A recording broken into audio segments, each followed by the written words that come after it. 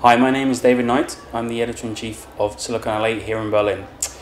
With me is Anson Tsai. Welcome. Today at TOA, you've been talking about exit or not exit. First of all, tell me a little bit about who you are and what your history is with startups.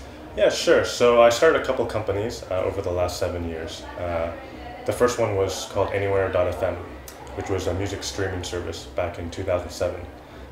This was the time before sites like Spotify. We started that in 2007. We were a Y Combinator company, and we eventually sold that to what became MySpace later in 2007. I then worked at the parent company for a year and eventually started another company called Cardpool, which is actually another Y Combinator company. Cardpool is a secondary market for gift cards. So if you have a $50 gift card, you might sell it to us for $45 and sell it to someone else for, say, $47. We ended up selling that business to Safeway in 2011. I stayed on for a couple of years after that, and now I'm taking some time off and going to nice places like Berlin. Excellent stuff. So you've had 2 exits from companies. You spoke earlier in a panel discussion with Aaron Eber about why you decided to exit when you did. But it seems to me that after you exited both times, you were very quick to sort of leave the company who had bought you. Is this something that you feel that you found it tough to continue working with the same startup but with a boss? Well, I think in the case of Anywhere FM, our goal after we were acquired was to integrate our technology with the parent company. So once we accomplished that goal, we wanted to start the next company. For the second company, Cardpool, again, once we integrated our technology and our team with the parent company, Safeway, we felt we were ready to move on to the next company. Something that I felt was very interesting that was mentioned in the panel was the reason for deciding to exit, which seemed to be from both of you, seemed to be fear, both from your side and perhaps potentially from the acquirer side. So tell me a little bit about that. Yeah, so for me, there was some fear around the first company, Anywhere FM. We were basically Spotify back in 2007, but back then the music industry wasn't ready for us. We were a little bit ahead of our time. And so what we realized we needed to do to create a service that could be enjoyed by lots, millions and millions of people, is to work directly with the music labels and the RIAA and negotiate such contracts. As a small startup, we realized that we couldn't do this. And when we talked to the parent company, which was actually iMean, which became later part of MySpace, we realized that they had already done these deals with the record labels. And so where the fear came in is we could try to do our own negotiations with the record labels, but the truth of the matter is we were such a small startup. And we realized if we became part of iMean, we could better serve our customers by working directly with the record label and just focusing on creating a service that people really want. Well, it's good to see that the record labels were finally dragged kicking and screaming into the 21st century. Yes. It's a shame that that Anywhere FM couldn't save MySpace, of course, but never mind, moving swiftly on. So where was the fear when it came to Cardpool? Actually, Cardpool was different. Anywhere FM, we had a fear because the industry wasn't ready for us, in this case the music industry.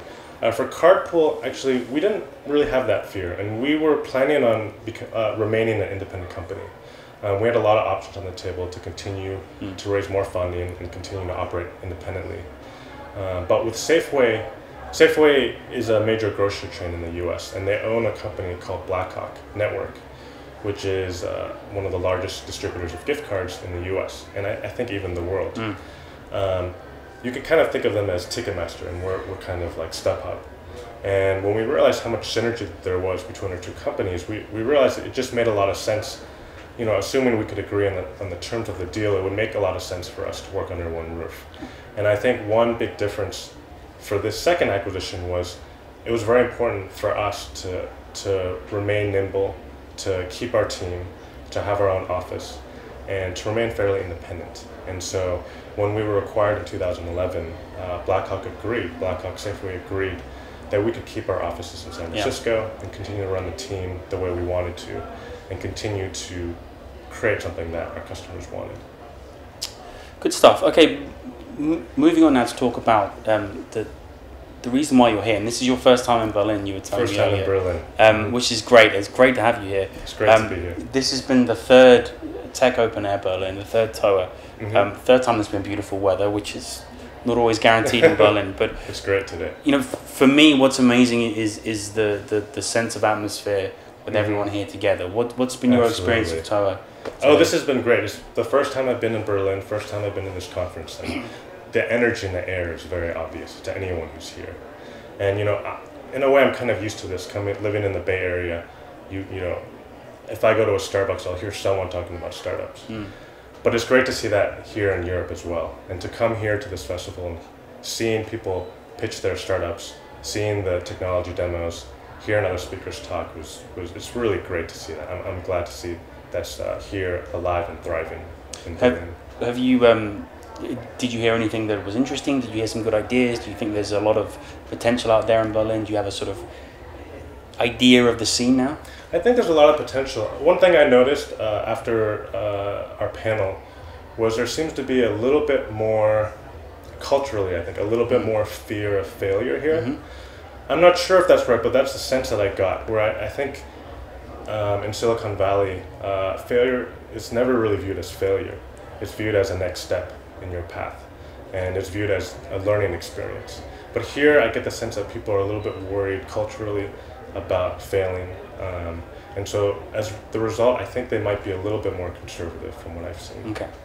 I mean, talking about entrepreneurial experience, I mean, have you ever failed, or how did you learn to build two successful companies? I think this is probably something that people want to know most. This is a guy who's had 2 exits. That's incredible. How? I've definitely failed. I started a couple companies in college. I used to make video games, actually. It wasn't quite a failure, actually, but I started another company, a real estate listing company in college. That failed. But you learn a lot, no matter what, whether you fail or not, you learn a lot. You know, it's difficult to give general advice. For me, for Cardpool and for Anywhere FM, what was important to me was I wanted to work on something that was a personal problem, a problem that I had to deal with. And I wanted to be a problem that my family and my friends and most of the market could understand the problem. So I didn't want to work on anything too esoteric or B2B, because to me, I wanted to solve a problem that I thought was really helping others. Because I think startups are very difficult, very, very difficult. Yeah. I think people hear stories about what an emotional roller coaster it is, but you can't prepare for it. The highs are really high, but the lows are also very low. And I think if you don't love what you're doing, I think when you hit a low, it'll be just very difficult, and it'll be easy to give up if you don't like what you're doing. You've actually used the exact words I used to describe this idea of the highs are higher and the lows are lower, but it's never boring. Never boring. Never boring. So let me ask you one last question then. Technology has taken us to some incredible places in the last 5 years, 10 years, 15 years. Looking to the future, to the next however many years, where do you see technology taking us in the future? And as a second part of that, where do you want it to take us? I see. That's a great question. To be honest, I'm not sure. But one trend that I do like is we're kind of taking old traditional business models and we're modernizing it. I remember back in the day, actually not that long ago, I would go to the bookstore to actually buy a book. And to me, now that it actually seems a little bit ridiculous when I can go to Amazon and get the book the next day or 2 days or even instantly on Kindle. I think taxis, anyone who lives in San Francisco knows how hard it was to get a taxi before Uber. And now to me it seems a little bit ridiculous. Uber seems so much better than using taxis today. It seems ridiculous that Uber didn't exist before. Now I'm starting to use services to do things like shop for groceries for me. And I wonder if at some point, maybe not too in the near future, shopping for groceries will be something that people will still do, but why maybe you can get a service to shop for you and bring the food to you. I know they're doing that for lunch and dinner. I know with Google Shopping Express, and some other services. You can also get same-day delivery. I like how convenient, how much more convenient these services are, and I hope that trend continues. How about hoverboards? I would really like to see a hoverboard. Awesome. Anson, thank you very much. Appreciate it. Thanks for having me. Thank you.